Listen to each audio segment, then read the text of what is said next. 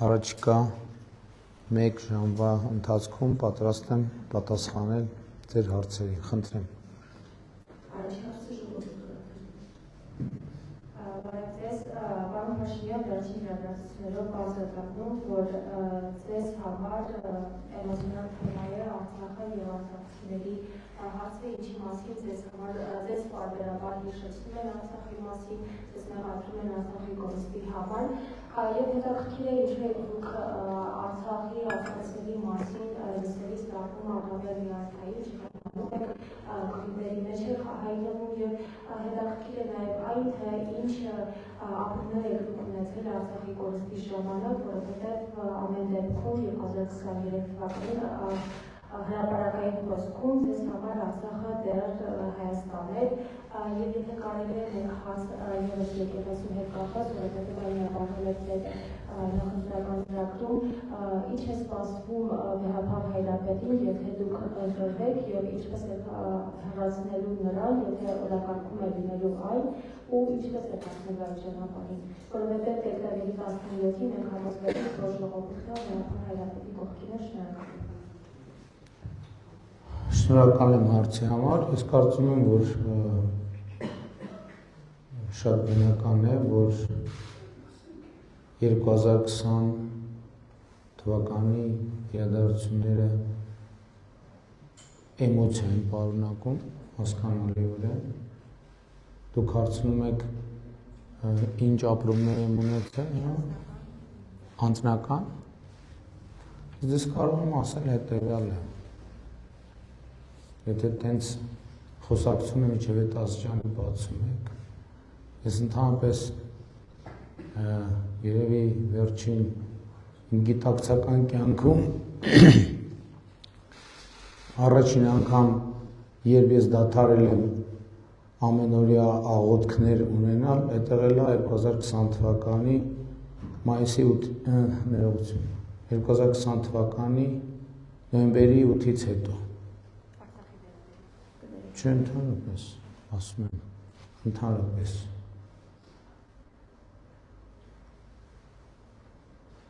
Հետո դրանից հետո երկարատև ծոմ եմ պահել։ Ասենք օրինակ մի շաբաթ ոչ հաց եմ կերել, ոչ էլ ջուր եմ խմել։ Եթե դուք հարցնում եք իմ էմոցիաների մասին, այդ են եղել իմ էմոցիաները։ Եվ դրանից բխող բոլոր հետևանքներով, բայց հետո էլի սկսել եմ մտածել, ինչ է տեղի ունեցել եւ ինչու։ Եվ հասկացել եմ, որ իհարկե մի անգամից չեմ հասկացել, քայլ-քայլ հասկացել եմ, որ Հայաստանը Ղարաբաղյան շարժման դրվել է թակարդի մեջ եւ այդ թակարդից պետքա դուրս գալ։ Եվ ուրախ եւ հպարտ եմ, որ ինձ հաջողվել է Հայաստանը դուրս բերել այդ թակարդից։ Այդ ամբողջը։ Եվ էմոցիան կապված է ուրիշ բանի հետ, որ ես տեսնում եմ, որ այսօր կոնկրետ մարդիկ լրտեսական գործունեության տրամաբանության մեջ Հայաստանը ուզում են հետ տանել կոնֆլիկտի թակարդի մեջ։ Այս ամբողջ պատմությունը։ Մնացածն է էմոցիոնալ։ Ես զարմանում եմ, այսինքն մարդ կա, որի համար այս թեմաները էմոցիոնալ չէ։ Եթե մարդ կա տենց, ուրեմն առավել ևս։ Ես չեմ զարմանում, որ ասենք Ռոբերտ Քոչարյան նման մարդը էմոցիա չունի, նա որտեղ սառնասիրտ մարդասպան է, ինչի պետք է էմոցիա ունենա։ Սառնասիրտ մարդասպան, որի տեղը բանտում է։ Կարծում եմ բանտում իր էմոցիաները կամաց-կամաց կսկսեն վերականգնվել։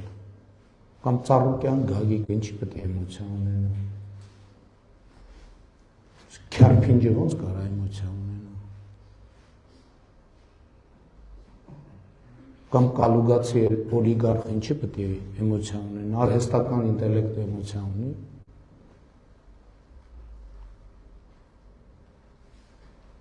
Ես էմոցիոնալ մարդ եմ, նորություն է ձեզ համար, ինչի ես ընդդիմադիր պատգամավոր լինելու ժամանակ էմոցիոնալ չեմ եղել, լրագրող լինելու ժամանակ էմոցիոնալ չեմ եղել, ընդհանրապես մարդը էմոցիոնալ եղավ։ Ես չեմ պատկերացնում մարդը առանց էմոցիայի։ Առանց էմոցիայի մարդը կամ տախտակա կամ քյարփինջ է։ Եվ ցավոք սրտի մենք քաղաքական դաշտում տեսնում ենք այդպիսի բութ գործիքներ, որոնք օգտագործվում են տարբեր ուժերի կողմից։ Հա, քանի որ հարցը կապեցիք հայաստանյան առաքելական եկեղեցու հետ, ամենաբանը զվարճալին գիտեք որն է, որ հայաստանյան եկեղեցու առաքելական Սուրբ եկեղեցու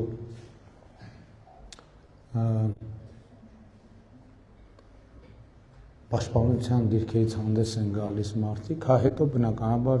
վերականգնել եմ աղոթքներս, այնեն չի, որ միջև հիմա դադարել եմ, ակնհայտորեն։ Ես նկատի ունեմ դա ինչ որ տեղի ունեցել մեծ էմոցիոնալ շոկ ա եղել ինձ համար, ինչպես նաև համոզված եմ շատերի համար։ Եվ միջալոց այդ առիթով եմ ես, եթե բացվում ենք, այդ առիթով եմ ես սկսել սաղմոսները անգիր սովորել։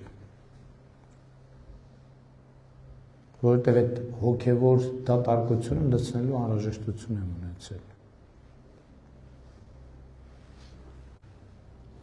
Հայաստանյան առաքելական Սուրբ եկեղեցու մասով ամենազվարճալին գիտեք որն է, որ Հայաստանյան առաքել, ասենք օրինակ այսօր նայենք այդ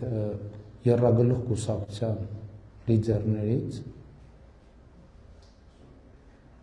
ես համոզված եմ իրանցից ոչ մեկը ավետարաններից գոնե մեկի գոնե կեսը չի կարդացել։ Գոնե կեսը։ Ես համոզված եմ իրեքին ազգային ինքնությունից հանդես են գալիս մարդիկ, որ համոզված են հայ ժողովրդի պատմության ամենապրիմիտիվ հարցերին չեն կարող պատասխանել, ընդհանրապես գաղափար չունեն։ Ամենապրիմիտիվ տեսնանք։ Ամենապրիմիտիվ հարցերին հայ ժողովրդի պատմության չեն կարող այդ մարդիկ պատասխանել։ Չեն կարող պատասխանել։ Այդ մարդիկ տարրական գրագիտության խնդիր ունեն, տարրական գրագիտության։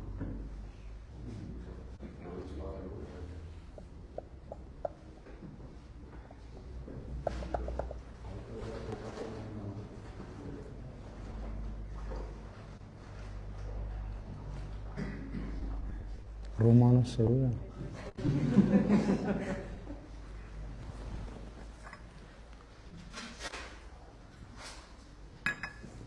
Ձեր միկրոֆոնները աշխատում են։ Հա։ Հա, շատ լավ։ Եվ էս է իրողությունը, եւ իմիջայլոց ասեմ։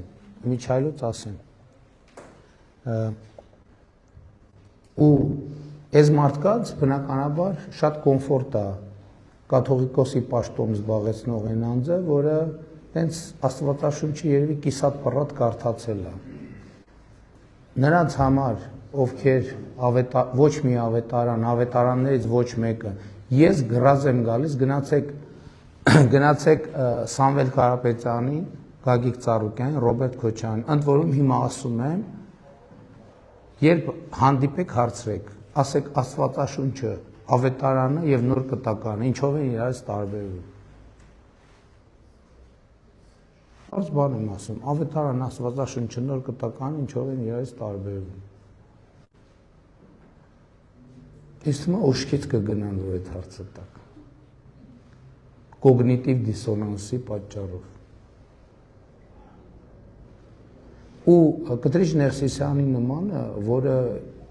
կիսատ պռատ կարող է կարդացած լինի Աստվածաշնչի 2/3-ը, շատ խորը հոգևոր տպավորություն է թողնում այդ մարդկանց վրա, համոզված եմ։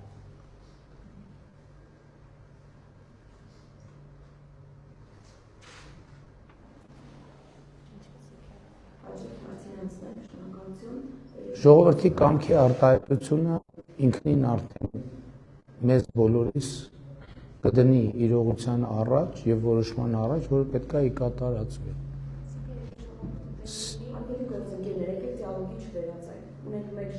Ցանկացած բանի, որ ժողովուրդը դեմ լինի, ուրեմն չի լինի, ցանկացած բանի, որ ժողովուրդը կողմ լինի, ուրեմն կլինի։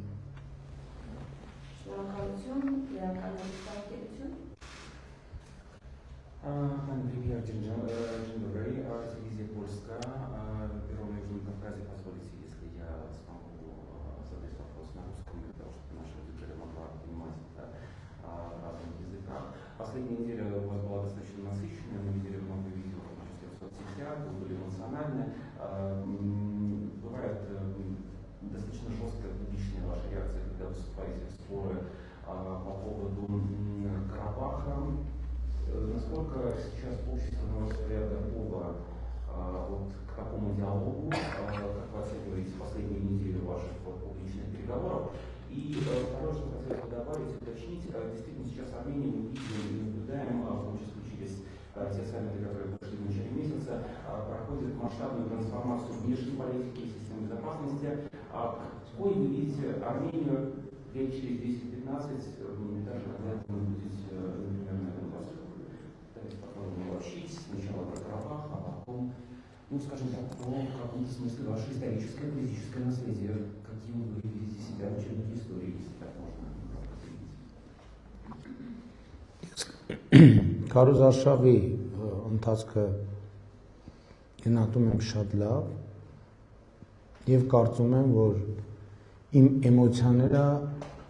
արդյունացրել են նաեւ ժողովրդի էմոցիաները եւ այն ինչ որ տեսնում ենք իմ անկալման շատ նման է 2018 թվականի ոչ բռնի Թավշյա հեղափոխության ընթացքում տեղի ունեցող process-ներին, այն տրամաբանությամբ, որ եթե 2018 թվականի հեղափոխությունը մենք արդյունքում անվանեցինք ոչ բռնի Թավշյա ժողովրդական հեղափոխություն, այս անգամվա process-ները ես պայմանականորեն անվանում եմ երեխաների հեղափոխություն, որովհետև երեխաներն են շատ ակտիվ եւ իրականում իրենք են այս քաղաքական process-ի հիմնական էներգիայի աղբյուրը, ինչը շատ սիմվոլիկ է եւ պարտավորեցնող։ Ես պատկերացնում եմ Հայաստանը խաղաղ, ինքնիշխան, խաղաղության համաձայնագիր Ադրբեջանի հետ ստորագրված վավերացված, սահմանազատումը ավարտված, ճանապարհները բացված եւ 15 տարի հետո պատկերացնում եմ համախառն ներքին արդյունքը իրական արժեքով առնվազն կրկնապատկված։ Այդպես եմ պատկերացնում։ Այսինքն մենք ժողովրդավարական, ազատ, անկախ, բարեկեցիկ պետություն, որը պայմանական ասած խաղաղության խաչմերուկ է։ Այսինքն պատկերացնում եմ մեր ռազմավարությունների իրականացմամբ։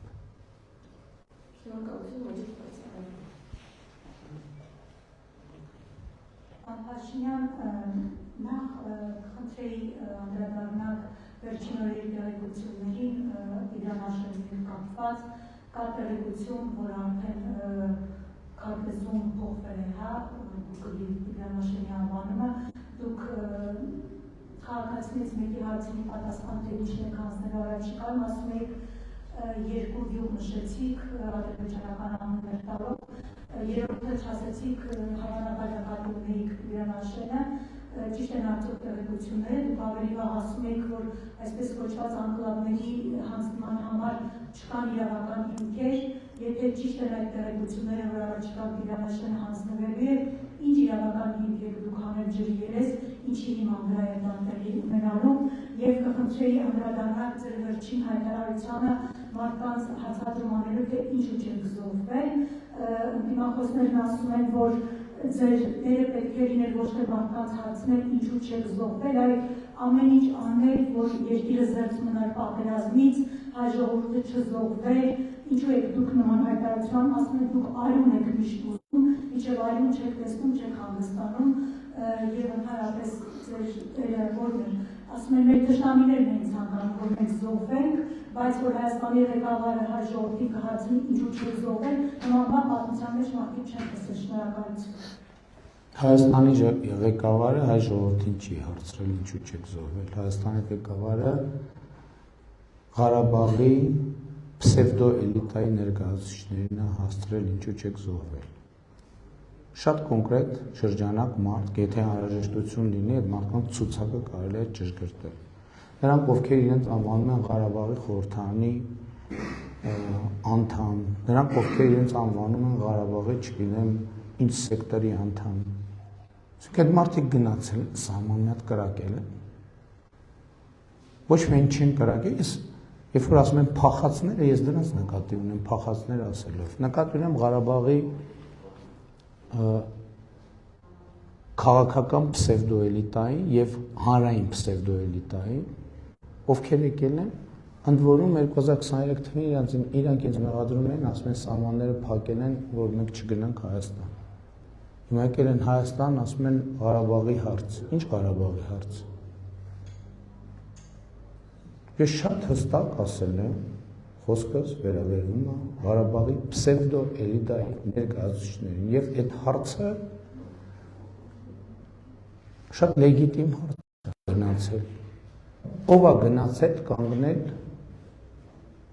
կռվել զինվորի կողքին։ Դրանց մի մասն էլ փախել են մեր զինվորներին, թողել են մենակ։ Շատ լեգիտիմ հարց է, պատերազմի սկսելուց ժամեր անց 50 կիլոմետրանոց շարասյունի մեջ ովքեր էին։ Քանիսը եկան մնացին Հայաստանում, քանիսը հետ գնացին։ Հետ գնալիս է քանիսը հայտնվեց առաջնագծում։ Այսինքն այդ ինչ է։ Այդ ինչ մի հատ բան է, տենց անձեռնմխելիություն է ձևավորվել, որ պետք է չասվի այս բաները։ Պետք է ասվի։ Իհարկե պետք է ասվի եւ այո ասում եմ, պետք է բացատրություն տան։ Սամվել Շահրամանյանից սկսած մյուսներով ավարտած։ Դուք հարց եք տալիս, առաջին հարցը։ Ձեր հարցը հենված է երկու բազիսային դրույթի վրա, երկուսն է սուտ է։ Առաջինը,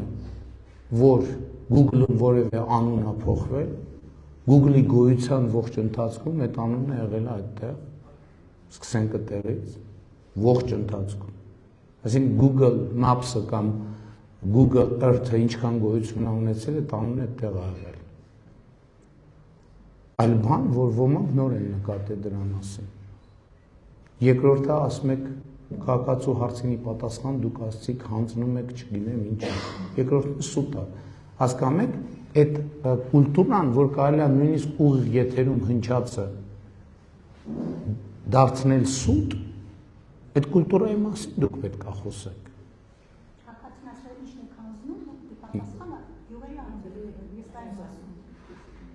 Ասում եմ դուք սուտ եք ասում, սուտ։ Ձեր հարցը տալիս եք, որ լրատվամիջոցից եք դուք։ Այո, ոչ մի զարմանալի բան չկա։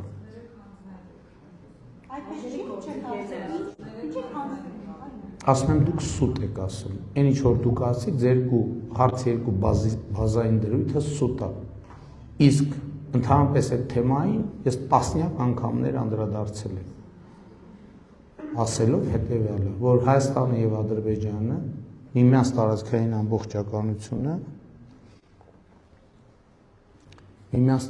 ամբողջականությունը ճանաչել են Ալմաթայի հռչակագրի հիման վրա եւ սահմանազատում են իրականացրել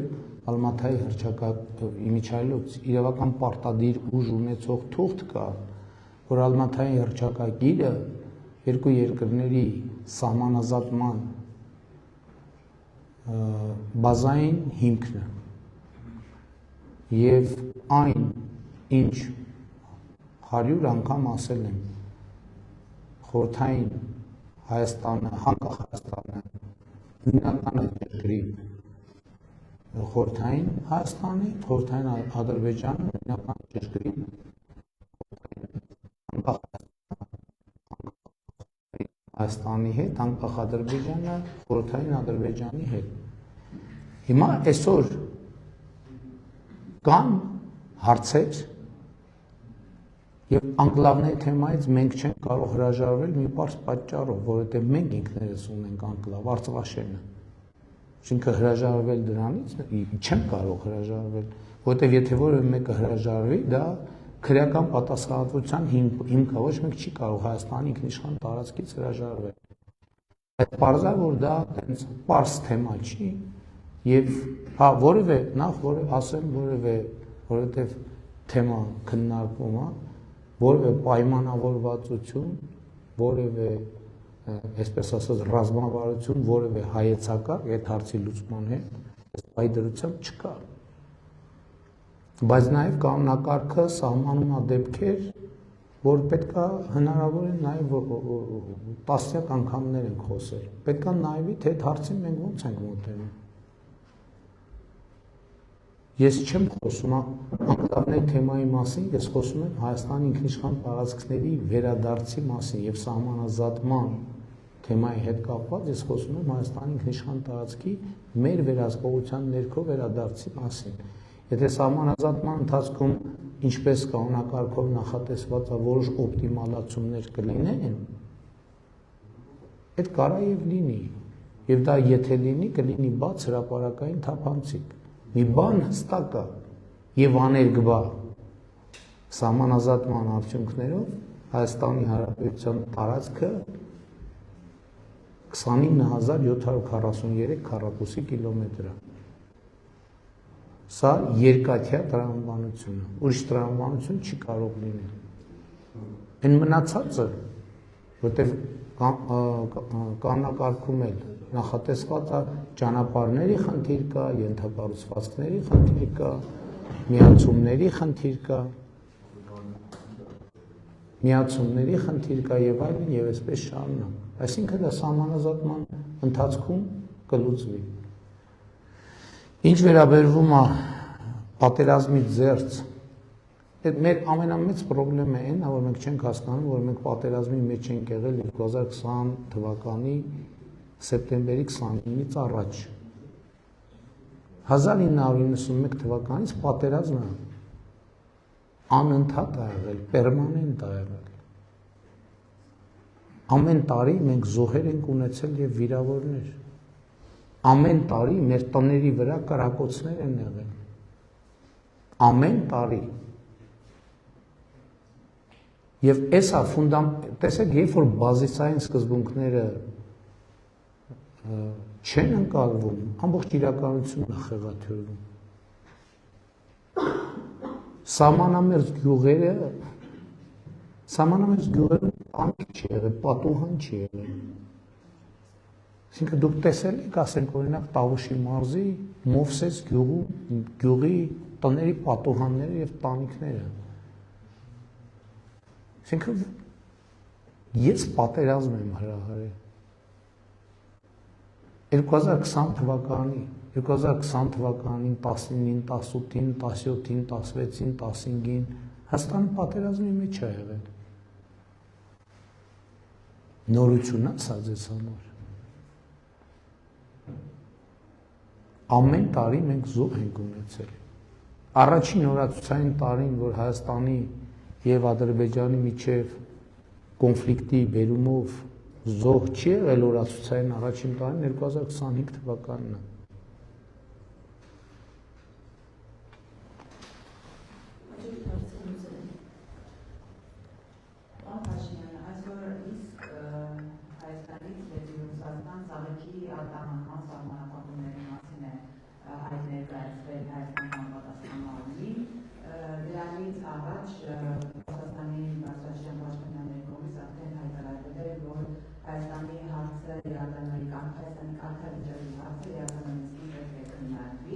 Մամուլում շրջանառվում են տեղեկություններ գազի հնարավոր թանկացման հետ կապված եւ այս ամենի ֆոնին ուզում եմ հասկանալ, երբ որ դուք օրերս նշեցիք, որ Ռուսաստանի նախագահի հետ ունեք ընկերական հարաբերություններ։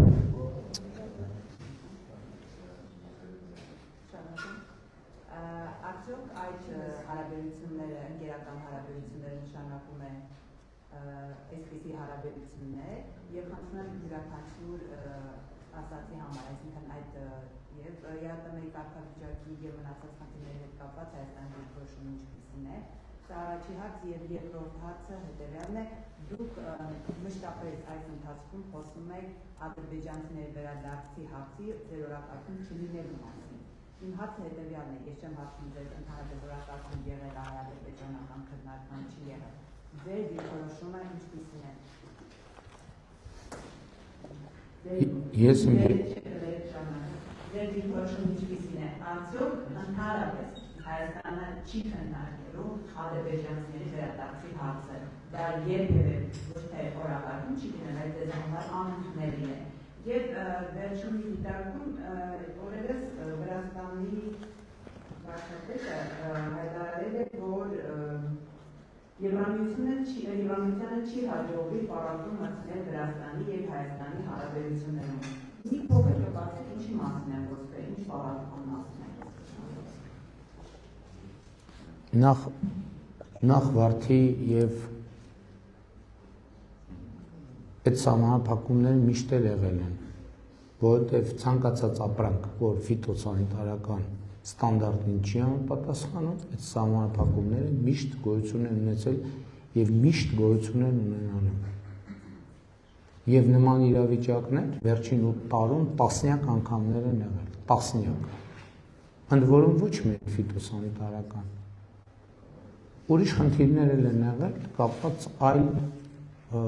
ապրանքների հետ, եւ մենք ԳԱՏՄ նիստերում անդադ այդ հարցերը քննարկում ենք, թե ինչքանով են որոշ ապրանքներ, որոնք ներկրվում են, այսինքն արտահանվում ներկրվում են որպես ԵԱՏՄ ապրանք, ինչքանով են ԵԱՏՄ ապրանք, որովհետև ԵԱՏՄ տրամաբանություն ունենա, որ ԵԱՏՄ ներսում արտադրված ապրանքները պետք է ազատ տեղաշարժվեն, եւ ժամանակ առ ժամանակ այդ հարցը մենք քննարկում ենք ԵԱՏՄ բարձրագույն տնտեսական խորհրդում եւ ԵԱՏՄ միջկառավարական խորհրդի նիստում։ Ես երկու միակ ղեկավարն եմ, որ երկու ձևաչափում են մասնակցում։ Այսինքն այդ նման հարցեր անընդհատ են կրկնվում բոլոր երկրների հետ կապված։ Եվ հետեւաբար, այսինքն հարց է ծագում, այսքան վարդ է ներմուծվում Ռուսաստան, ինչքանով է իրոք այդ վարդերը արտադրվում Հայաստանում։ Հիմա պատվիրակություն է եկել եւ դա ել եմ ասում, մենակ Հայաստանի համար չի, այդպիսի տասնյակ պատվիրակություններ գնում են տարբեր երկրներ, որովհետեւ երկրները հարցեր են բարձրացնում։ Եվ սա հերթական աշխատանքային իրավիճակն է, ինչ վերաբերում է ԵԱՏՄ-ում կարգավիճակին, ԵԱՏՄ-ում կարգավիճակի հարցը ԵԱՏՄ-ի կարգավորումներով կարող է քննարկել մենակ Հայաստանը, այսինքն անդամ երկիրը, որ կարող է որոշել դուրս գալ, ուրիշ պրոցեդուրա չկա։ Բայց դրանց ցանկացած հարց կարող են քննարկել եւ ենթադրում եմ մեր գործընկերների մոտ կարող են հարցեր ծագել եւ մենք բոլոր հարցերին համբերատար կպատասխանենք։ Ընկերական մասով, ինչպես ասում են, դրուժբա, սլուժբա, այսինքն ինչ կապ ունի ընկերական հարաբերությունները այս աշխատանքային հարցերի հետ, այսինքն եթե հարաբերությունները ընկերական են, այդ նշանակում է ոչ ԵԱՏՄ ապրանքը պետք է ԵԱՏՄ ապրանքի տակ կամ այդ նշանակում է ստանդարտին չհամապատասխանող ապրանքները պետք է ասենք դե քանի որ ընկերական հարաբերություններն եկեք բոլոր կարգավորումներից դուրս գանք։ Գազի թանկացման մասին նման բան չի կարող լինել, որովհետև մենք պայմանագիր ունենք։ Այսինքն մենք պայմանագիր ունենք, որը գործում է, եւ այդ պայմանագիրը փոխշահավետ է։ Եվ այդ պայմանագիրը այնտեղ պայմաններ կան, մենք իրականում գազի գնի հետ կապված մենք հստակ ռազմավարական պայմանավորվածությունների ենք եկել եւ այդ պայմանավորվածությունները պետք է պահվեն։ Ադրբեջանցիների հետ կապված ես դրա մասին հոդվածներ եմ գրել։ Ես նույնիսկ ելույթներ եմ ունեցել, ասելով որ երբ որ արևմտյան Ադրբեջան խոսույթ օգտագործվում է, հիմա չեմ կարող հիշեմ, ասել եմ արևմտյան Ադրբեջանը, Ղազախն, չգիտեմ ինչն է, ուտեն ես թվարկելով եկել եմ ասել եմ, որ Հայաստանում արևմտյան Ադրբեջան չի կարող լինել, հոդվածներ եմ գրել դրա մասին, բայց ես ուրիշ բան եմ ուզում ասել, ես ուզում եմ, որ մեր հանրությունը արձանագրի Ղարաբաղի, Նախճեվանի,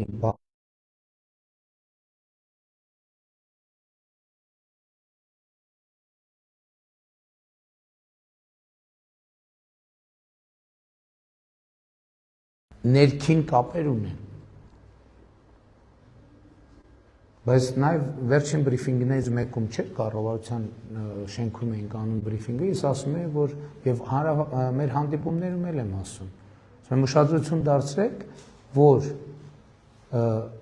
ադրբեջանցիների վերադարձի թեմայից խոսում են նույն ուժերը, ովքեր ակտիվ խոսում են Ղարաբաղի ժողովրդի վերադարձի թեմայից։ Նույն ուժը խոսում է համ նրանից, որովհետև մեկը առանց մյուսի գոյություն չունի եւ չի կարող գոյություն ունենալ։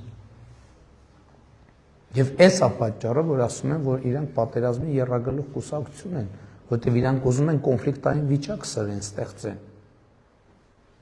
Բերեն բախման, թեմաները բերեն բախման, եւ դրանից կոնֆլիկտը էլի վերակենդանանա։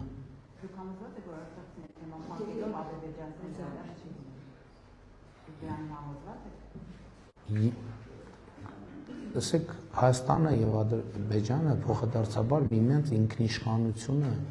տարածքային ամբողջականությունը, քաղաքական անկախությունը ճանաչել են։ Ես համոզված եմ, որ այս հենքի վրա մենք պետք է կառուցենք եւ կառուցում ենք խաղաղություն։ Այդտեղ չկա Ղարաբաղի Նախճեվանի, մենակ Ղարաբաղը չի։ Ինչ եք մենակ Ղարաբաղի մասին ասում։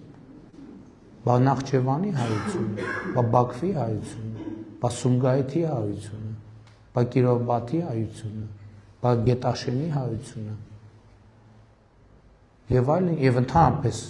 Ադրբեջանի հայությունը։ Ինչ եք մենակ, հետաքրքիր է, ինչ է, իսկ ինչի՞ է մենակ Ղարաբաղի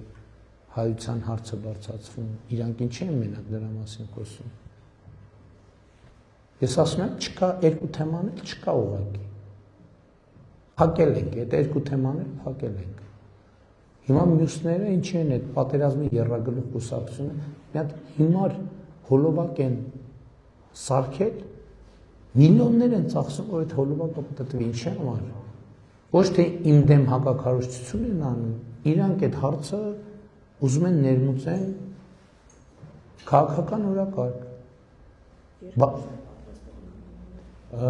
Բանը, լրտեսական գործունեությունն է դա։ Էդ է, որ ասում եմ, լրտեսական եռագլուխ կուսակցությունը։ Կոնֆլիկտ բորբոքելու համար։ Կոնֆլիկտը չկա։ Այս ամբողջ խնդիրը։ Ես ասում եմ, գուցե 23, գուցե 24 թվին հոդվածներ եմ գրել ես դրա մասին։ Կարծեմ Armen Press-ում է տպվել է, հրապարակվել է։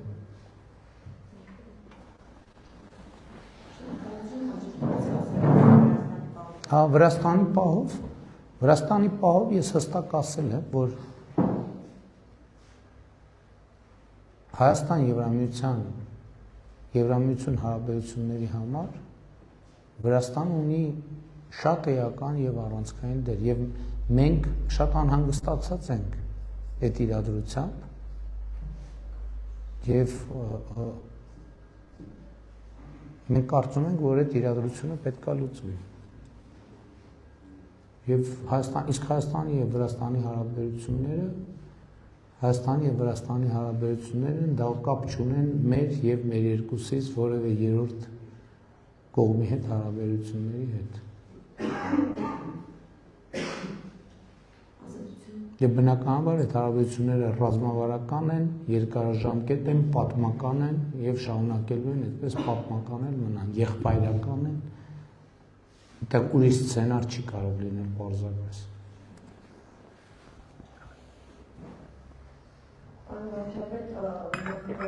Այդ էլ արձանագրենք, որ հոսանքը Ռոմանոս Պետրոսյանի հետ կապ չուներ մասնավոր ընկերության ներքին խնդիրն է։ Մենք հիմա մասնավոր կազմակերպությունում ենք, վարձակալել ենք այս տարածքը այս ասուլիսի համար, որովհետև այսօր ջրվեժ, նոր Երևանի ջրվեժ եւ նոր թաղամասերում ենք քարոզություն անելու Դրա համար ենք այստեղ շատ լավ։ Համեցեք։ Պարոն վարչապետ, Քարոզ Արշավի այս թեժ փուլում դուք հայտարարեցիք, որ Հայաստանում կարող եք տեսնել ոչ միայն քաղաքական, այլ իրավական առումով ձեր հայտարարությունից հետո երեք արդեն քրեական գործ հարուցվեց եւ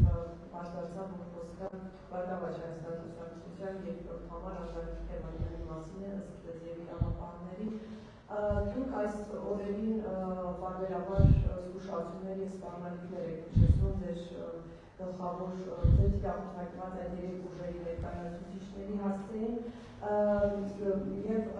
այս ֆորումն է այս գործընթացում արդյոք սա ինչ է մարդկանց համար կարծելու որ իրավապահները գործել են ձեր ցուցումով այս քրեական գործահարուցելով եթե ոչ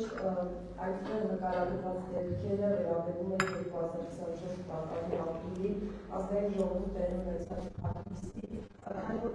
ենթադրում եմ մանրամասներից տեղեր կլինեք խոսքը արդյոք սահմանազատման հանձնաժողովների սահմանազատման գործընթացի վերաբերյալ այդ փակտի մասին է, որի ներկային եղել վարչապետն ու արտգործնախարարը եւ այս վավերության գործը, եթե դա ցույց չէ եւ իսկապես այն process-ը, որը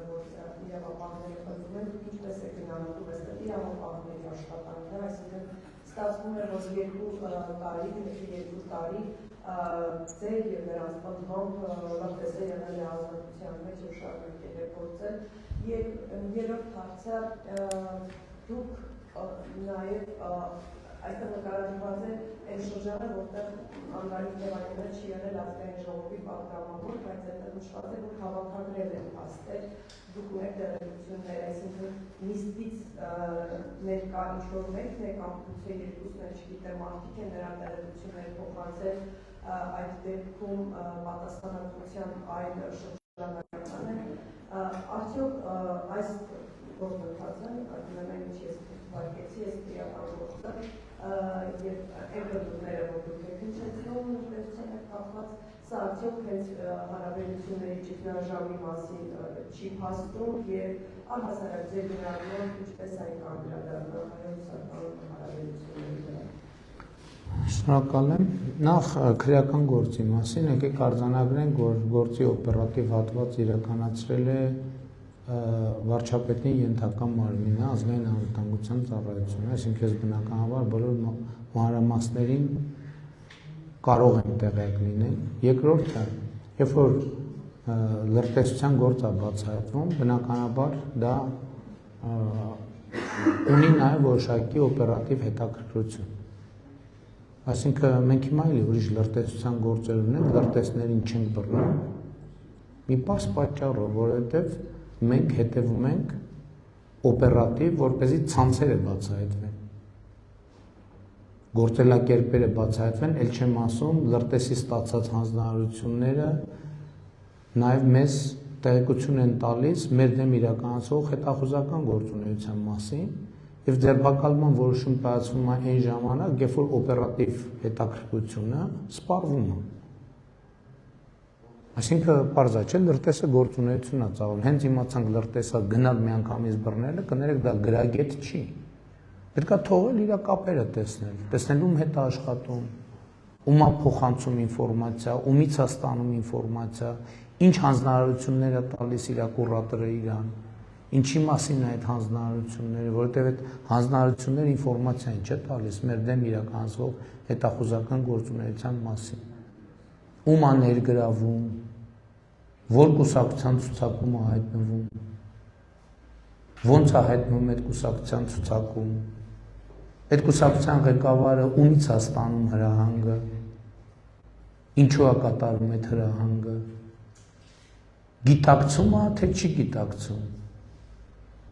որ ինքը գործ ունի օտարերկրյա հատուկ ծառայությունից իրեն տրված հանձնարարականի հետ։ Եվ նա ով կատարում է օտարերկրյա հատուկ ծառայության հանձնարարականը, ինքը նույնպես առնվազն Չ կլասի լրտես է։ Հասկանում է, թե չի հասկանում, թե հասկանալու հետ խնդիրներ ունի։ Եվ դա ավանդաբար հայտնի է հայ հանրությանը։ Այս բոլոր հարցերը պետք է պարզաբանվի, չէ՞։ Կապ ունի արդյոք նրա հետախուզման մեջ գտնվող որդու գործոնը, այդ գործոնով իր վրա ազդել են, թե չեն ազդել։ թե ինքը կամավոր ծառայում է սեփական երկրի շահերի դեմ, թե ինչ-որ բիզնես շահեր ունի, եւ այլն եւ այդպես շարունակ։ Այսօր էլ լրտեսներ կան, որ գիտենք, որ լրտեսներ են։ Իրենք չգիտեն, որ մենք գիտենք։ Որ պահին ճիշտ համարենք գործողություն անել, այն պահին ճիշտ է անում ենք այդ գործողությունը, որպեսզի այդ ռեսուրսը իր օպերատիվ հետաքրքրությունը, մեր հետաքրքրությունը ամբողջությամբ բավարարվի։ Որոշումը կայացում այն պահին, երբ որ հասկանում ենք, որ արդեն ամեն ինչ գիտենք, էլ նոր բան իմանալ չենք կարող, հետեւաբար պետք է գնալ արդեն գործողության։ Գործողությունը կասեցնել։ Մանրամասների մասին քննչական մարմինները ըստ պատահության կտեղեկացնեն, որովհետև դա արդեն քրեական գործով գտնվող հանգամանքներ են, որոնց վերաբերյալ հետագա պարզաբանումները կտրվեն։ Ինչ վերաբերում է Հայաստան-Ռուսաստան հարաբերությունները, ես ձեզ ուրիշ օրինակ բերեմ, ասենք օրինակ Հայաստան-Եվրոպական միություն հարաբերությունները։ Մինչև հիմա մենք ավիացիոն սեր ցուցակում ենք։ Եվ մեզ չի հաջողվում դուրս գալ ավիացիոն սեր ցուցակից, դա նշանակում է, որ Հայաստան-Եվրամիություն հարաբերություններում ճգնաժամ կա, չէ, չի նշանակում։ Ես հասկանում եմ, որ Հայաստան-Ռուսաստան հարաբերություններում ճգնաժամ հարուցելու ցանկություն ունեցողների թիվը բավականին մեծ է եւ Հայաստանում եւ Ռուսաստանում։ Բայց ես ինչպես ասել եմ, մենք Ռուսաստանի հետ չենք վիճելու, առավելևս չենք կռվելու, որտեղ դա անլուրջ է։ Հայաստանը իր մասշտաբն է, Ռուսաստանը գերտերություն է, որին պետք է վերաբերվել հարգանքով եւ մենք վերաբերվում ենք հարգանքով։ Եվ Ռուսաստանի շահերին ենք մենք վերաբերվում հարգանքով։ Ես նախկինում ասել եմ, ելի ասում եմ, որ Հայաստանը երբեք ներգրաված չի եղել հակառուսական գործողությունների մեջ, ներգրաված չի եւ ներգրաված չի լինելու։ Ես ձեզ նախորդ բրիֆինգի ժամանակ պատվեցի մի դրվագ, որ պաշտոնական բանակցությունների ժամանակ ասվեց, որ Հայաստանի եւ Եվրամիության հարաբերությունների, Հայաստանի Եվրամիության հարաբերություններին վնաս է հասցնում Ռուսաստանի շահերը։ Ես խնդրում եմ մի օրինակ բերեք։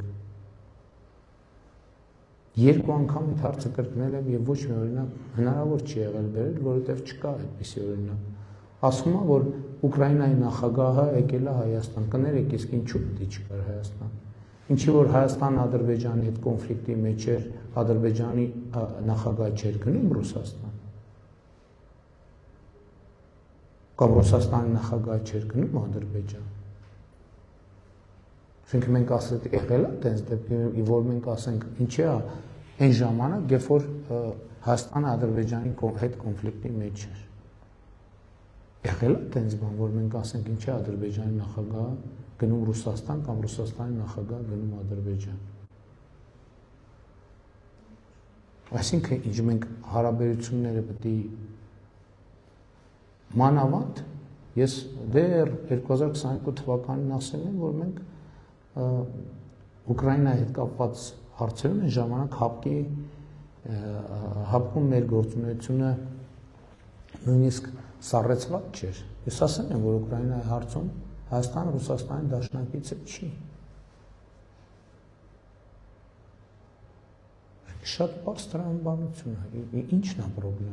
Ինչի պետք է Ուկրաինայի նախագահի չկար Հայաստան։ Ինչն է խնդիրը։ Էլ եմ ասում, որ առնվազն այնքան, ինչքան մեր կոնֆլիկտի ժամանակաշրջանում Ադրբեջանի նախագահը քանի անգամ է գնացել Ռուսաստան։ Կամ Ռուսաստանի նախագահը քանի անգամ է գնացել Ադրբեջան։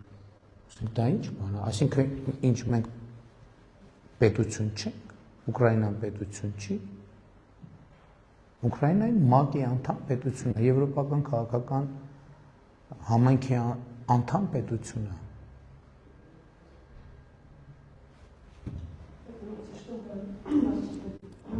Արդյոք նույնն է ավիացիայի ստեղծուցակն ու ինչպես դուք եք տնում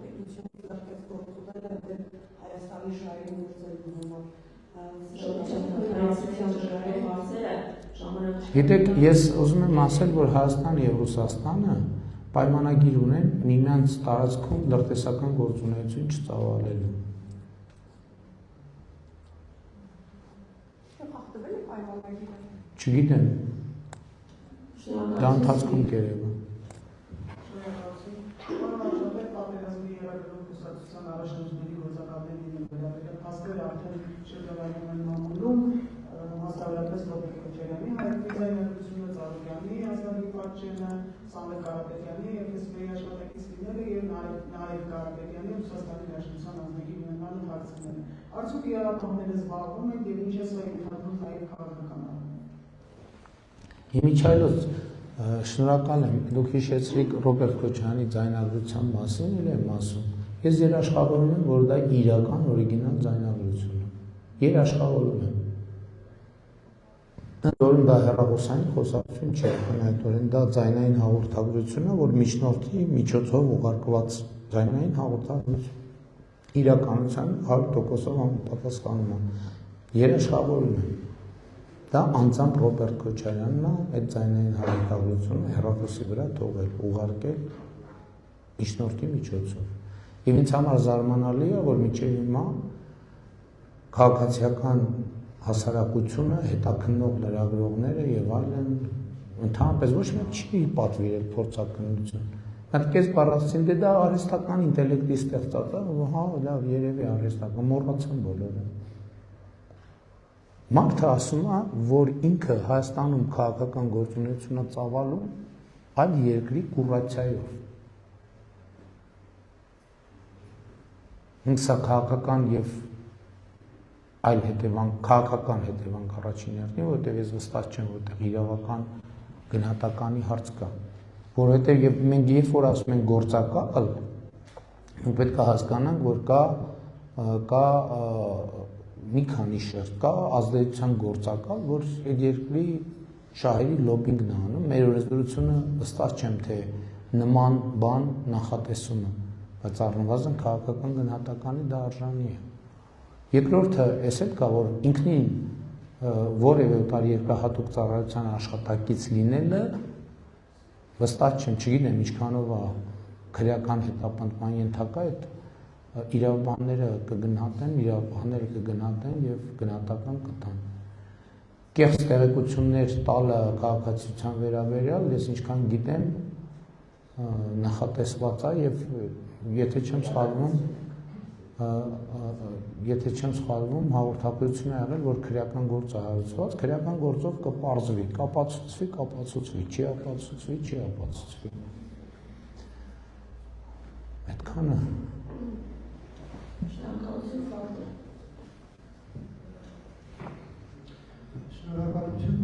պարոն Փաշինյան, դուք ասում եք ԱԱԾ-ն ձեր ենթակայություն փոխում, բայց արդյոք Արցախի մեջ գտնվող վարչապետին կարելի է ինչ-որ տեղեկություններ փոխանցել եւ վարչապետներ որպես տեխնացու դա կառավարության ժամանակ հայտարարի եւ ամեն դեպքում պատրաստվում եք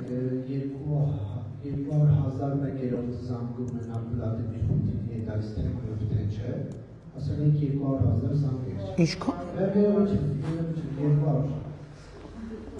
Բաղարինության ասում հնարավոր է, որ այդ թեմայով էլ Վլադիմիր Պուտինի հետ խոսեք թե չէ։ Եվ հիմնական հարցերը Այդ հիմնական հարցերը չէր։ Ոսկի ձկնիկի անեկդոտը գիտեք։ 300,000 ադրբեջանցիների թեման այս քարոզարշավի հիմնական բանավեճերից մեկն է։ Ուժեղ Հայաստան կուսակցության առաջնորդ Սամվել Կարապետյանը գրեթե ամեն օր պնդում է, որ ձեր իշխանությունը նրանց ընդունելու պարտավորություն է ստանձնել եւ ասում է, եթե նման բան չկա, թող Նիկոլ Փաշինյանը կանգնի ու ասի սուտ է։ Հիմա դուք ասում եք սուտ է։ Եվ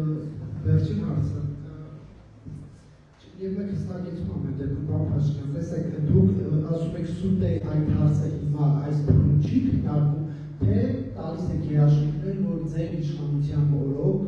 ադրբեջանցիներ չեն բնակեցվելու Հայաստանում։ Տալիս եմ երաշխիքներ, որ ոչ միայն իմ իշխանություն, այսինքն չէ, հենց մեր իշխանության օրոք Տալիս եմ երաշխիքներ, այո։ Տալիս եմ երաշխիքներ։ Ասեք ամբողջական։ Ինչ։ Եվ բան Փաշինյան, շաբաթվա սկզբին մի տեսանյութ ցուցադրեցիք, որտեղ դիմակավորված անձինք սպառնում են, ամենայնիվս կոմունիչնը ձեր ռիլից դրա մասին տեղեկացա։ Եվ ասեցիք, որ գտնելու եք իրենց, իրավապանները սովորաբար շուտ գնում են, և ես բնույթն է հապաղումը, որովհետև երբ ես պայրավների ու մանրամասներ չեն հնապարակվում, ընդունության այն խոսույթն է, որ շատ լավ դառնում, որ սա իշխանությունն է կազմակերպել, քաղաքական դիվիդենտներ հավաքելու, հանրության մոտ պրոցեսներ առաջացնելու և ռեպրեսիաներ կիրառելու համար։ Եվ մենք կարճ հարցել, բան Փաշինյան, ձեր խոսույթի հետ կապված կզեցնել, չկացնել, որերով տալ, կողել և այլն, երբ դուք նման խոսույթ եք կիրառում, հիշում եմ 2025 թվականի դեկտեմբերի 2-ի ձեր ֆեյսբուքյան գրառում, որտեղ ասում եք, երբ հայոյանքին հայոյանքով, վիրավորանքին վիրավորանքով չպատասխանեմ, խնդրում եմ դա չկարել որպես թուլություն կամ վախկոտություն, այն նվիրվածություն մեր իսկ ընդունած էթիկայի կանոնակարգի, դուք այսպեսով եք նվիրված ձեր իսկ ընդունած էթիկայի կանոնակարգի, պարոն Փաշինյան։ Նախ ես ձեր հետևից չեմ հասցնում գրի առնեմ բոլոր հարցերը։ Զանգ, գիտեք, զանգ միշտ էլ կարող է լինել։ Այսինքն դա աշխատանք հարգելի գործընկերներ։ Այսինքն զանգը ես 200 զանգի համար ինչի համար եմ ասում, որտեղ դա այսինքն աշխատանքի մասը ամենօրյա։ Եվ զանգը լինում է ըստ անհրաժեշտության, ըստ պատահության։ Կարող է լինել, կարող է չլինել։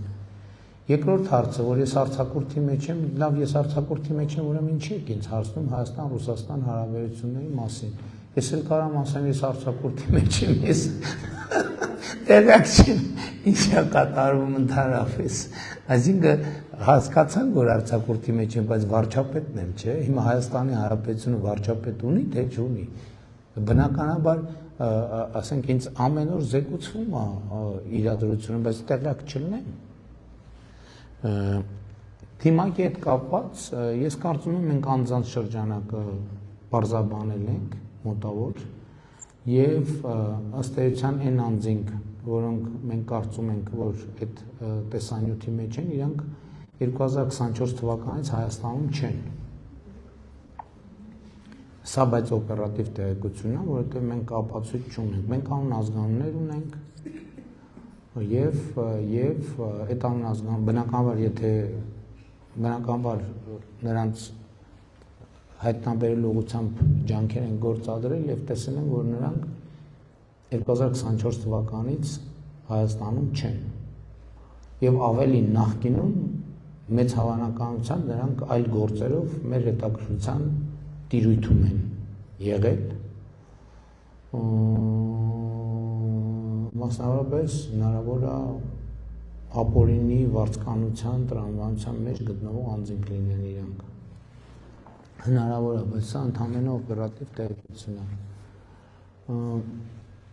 Սուտ է։ Մի անգամ ասցի, ճիշտ է, ասցի ասելա կալուգացի օլիգարխ ասելա թող Նիկոլ Փաշինյանը կանգնի ասի, որ սուտ է, ես նստած ասեցի, որ սուտ է եւ երաշխավորում եմ, թե չեմ երաշխավորում, այո, երաշխավորում եմ եւ դա կապված է նրա հետ, որ ես ասում եմ, որ Լեռնային Ղարաբաղի հարցը փակված է, Ղարաբաղի հարցը չի շարունակվելու, վերադարձի թեմա Ղարաբաղ չի լինելու, վերադարձի թեմա Նախճեվան չի լինելու, վերադարձի թեմա Բաքու չի լինելու, վերադարձի թեմա Սումգայիթ չի լինելու, վերադարձի թեմա Կիրովապատ չի լինելու, վերադարձի թեմա Եվլախ չի լինելու, վերադարձի թեմա Գետաշեն չի լինելու եւ այլն եւ այդպես շարունակ։ Այո, երաշխավորում եմ։ Դա անհեթեթ թեմա է։ Դա կոնֆլիկտի թեմա է, դա խաղաղության թեմա չի։ Եվ սա այնքան ակնհայտ է, ես նույնիսկ զարմանում եմ, որ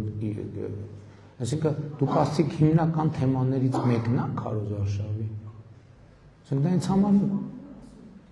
ինձ համար նորություն է, որ դա հիմնական թեմաներից մեկն է Քարոզ Արշավի։ Կրկին սուտ է եւ երաշխավորում է։ Քարքի անունը Google Maps-ում նոր չի հայտնել, միշտ է եղել, միշտ եւ մնացած։ Էլի հարցեր։ Խոսույթի հետ կապված հա 1, 2, 3, 4, 5, 6, 7, 8, 9, 10, 11, 12, 13, բայց ամեն չափ սահման ունի։ Ես օգտագործել եմ այն բառապաշարը, որ իմ դեմ է փորձելու, իմ դեմ են օգտագործել։ Դե դրա համար ես ասում եմ, որ այդ հարցի լուծում մեկն է, ուժեղ Հայաստան, Բարգավաճ Հայաստան դաշինք ուժերը պետք է խորհրդան չանցնեն ուղղակի եւ դա շատ իրատեսական խնդիր է։ Եվ հակառակ դեպքում չի լինելու, որովհետեւ այդ մարդիկ փաստարկ չունեն, էլի տենց ինչ որ անընդհատ ինչ որ բաներ են խոսալու եւ հա կարելի է մի անգամ, երկու անգամ, 3 անգամ, 10 անգամ, 20 անգամ, 100 անգամ, բայց այսինքն դա չի կարող հավերժ շարունակվի։ Եվ ես ասում եմ, այդ դոզան էլի կուտակվելու է եւ հակադարձվելու է։ Ես չեմ պատրաստվում ամեն օր անեմ դա, բայց դա ի վերջո հասկանում եք օբյեկտիվ իրականություն է։ Հազար ներողություն որ ձեր վրա եմ օրինակ վերում, բայց ես ձեզ ամեն օր անընդհատ այդ նույն բանը ասեք, դա մի օր կասեք դե լավ, դե սենց է, երկրորդ օրը, բայց մի օր բան կանեք, չէ՞, մի օր կասեք լավ, ամեն ինչին չափ սահման կա։ Այսինքն ցանկացած մարդկային հարաբերության մեջ այդպես է։ Ցանկացած քաղաքականությունից դուրս է։ Ցանկացած մարդկային հարաբերություն, երկու մարդու ցանկացած հարաբերության մեջ տենց է։ Որտեվ հա դուք կարող եք շատ կրթված լինել, շատ կոռեկտ լինել, դուք ձեզ համար ունենաք էթիկայի որոշակի բաներ, կանոններ, բայց մի X պահ կա, որ ասեք հա լավ հասկացանք։ Այս աշխարհում մենակ ես ունեմ էթիկայի կանոնագիր։ Այդ էթիկայի կանոնագիրքը իմիջայլոց, եթե հիշում եք, ես 2025 թվականի հունիսին չէ, ավելի ուշ, ես ասացի, եկեք դադարեցնենք դա։ Բայց այդ առաջարկը ման չստացավ, արձագանք չստացավ, եւ նույն ձևի շարունակվեց եւ շարունակվում է։ Անհաշին է, որքան արձագանքություն են գտնում, բայց հայ-ռուսական հարաբերություններից հարցնել, որովհետև ինչքան էլ դուք հայտարարում եք, որ Հայաստանը որևէ ի վնաս քայլ չի անելու Ռուսաստանի, բայց ամեն օր քարոզարշավի զուգընթաց, ամեն օր ամենաբարձր մակարդակով այնտեղից խոսույթն ավելի պատկերավոր է դառնում, խոսում են երկու հարսանիքում միաժամանակ պարել չկարողանալու մասին, նման ձևակերպումներ են հնչում, բայց նրան զուգընթաց ես այսօր էլ ես զարգալուց նման մտահոգություն լսեցի քաղաքացիներից մեկից, որ այնտեղի հայերը զանգահարում են այստեղ եւ մտահոգություն են արտահայտում, որ հունիսի 7-ից հետո հնարավոր է իրենց դեպորտ անեն եւ այլն եւ նման մտահոգություն Ռուսաստանում ապրող շահեր հայերի շրջանում կա եւ այդ մտահոգությունը նաեւ այսպես փոխանցում են այստեղ իրենց բարեկամներին եւ հարազատներին ձեր արտահայտումները։ Գիտեք, ես կարծում եմ, որ նման մտավախություն չի կարող լինել, որովհետև էլ եմ ասում, կան կարգավորումներ եւ այդ կարգավորումները գործել են եւ շարունակելու են գործել։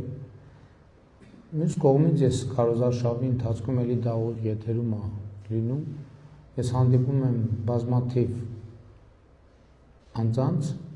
Հայաստանի քաղաքացիների, ովքեր վերադարձել են Ռուսաստանից եւ ասում են, որ ուրախ են, որ վերադարձել են եւ մնալու են Հայաստանում։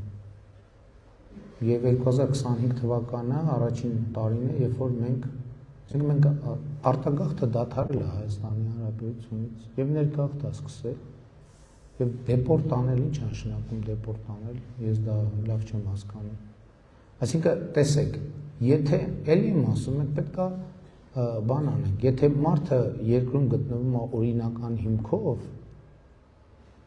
Մարդը գտնվում է օրինական հիմքով։ Եթե մարդը գտնվում է անօրինական հիմքով, այսինքն նախկինում էլ միշտ էլ եղել է, որ տասնյակներով, այնա ես մարզային հանդիպումների ժամանակ մարդկանց եմ հանդիպում, ովքեր ստիպված են եղել իրանց անուն-ազգանունը փոխել դեռ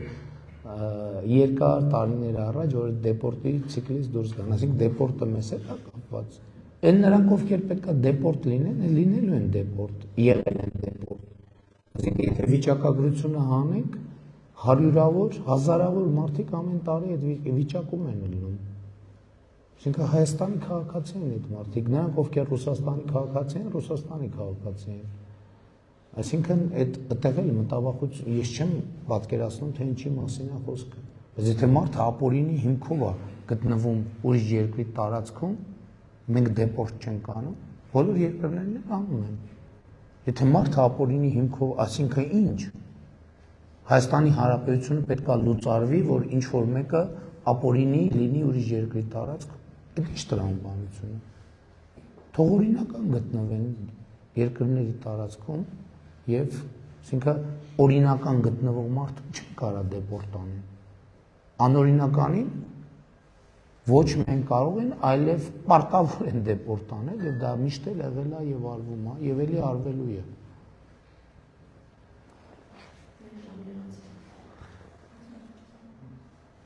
Իմ ժամացույցով 49 վայրկյան դեռ կա, 45, 44, 43, 42, մի հատ էլ հարց տվեք ու վերջ։ Շնորհակալություն, պարոն վարչապետ, 3 արարողի մարզում դուք հայտարարեցիք, որ հեղափոխությունը հասել է իր նկատնակետին, ու նաև հաղթ արևելել մակարման օրակարգը, որն է այս գագաթնակետը ու մակարման օրակարգի հետ արդյոք կապված են վերջին իրադարձությունները լրտեսության բացահայտումը, նաև գործակալների հետ կապված հրապարակումները, ինչպես նաև զենքի միջազգային շուկայից խոսեցիք, ասացիք, որ Հայաստանը արտահայտել շուկայում 80 է։ Ավելի վաղ նաև հրապարակումներ եղան Հայաստանի զենքի արտահանումների հետ կապված, այս մասով մանրամասներ կարող եք նշել, կան կոնկրետ պայմանավորվածություններ, արդյոք այդ մատակարարումները շարունակական են լինելու։ Մանրամասներ բնականաբար չեմ կարող նշել, բայց